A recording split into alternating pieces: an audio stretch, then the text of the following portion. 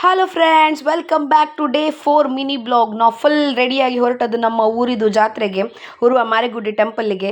So ನಾವು ದೇವಸ್ಥಾನದೊಳಗೆ entry ಆಗ್ತಾ ಇರುವಾಗಲೇ ನಮ್ಮ ಕಣ್ಣಿಗೆ ಬಿದ್ದರು ಈ ನರಸಿಂಹ ವೇಷ ಹಾಕಿದವರು. ಇವರೊಂದು ಒಳ್ಳೆ ಪರ್ಪಸ್ಗೆ ವೇಷ ಹಾಕಿ ಡೊನೇಷನ್ ಕಲೆಕ್ಟ್ ಮಾಡ್ತಾ ಇದ್ರು.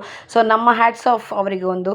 ಸೊ ಅಲ್ಲಿ ಅವರಿಗೆ ನಮ್ಮ ಕೈಯಲ್ಲಿ ಎಷ್ಟಾಗ್ತದೆ ಅಷ್ಟು ಹೆಲ್ಪ್ ಮಾಡಿ ಸೀದಾ ದೇವಸ್ಥಾನದೊಳಗೆ ಹೋಗಿ ದೇವರಿಗೆ ಅಡ್ಡ ಬಿದ್ದು ಹೊರಗಡೆ ಬಂದು ಆ ಕ್ರೌಡ್ ಮಧ್ಯದಲ್ಲಿ ನಮ್ಮ ಕಣ್ಣಿಗೆ ಒಂದು ಗೋಬಿ ಮಂಚೂರಿ ಸ್ಟಾಲ್ ಕಾಣಿತು.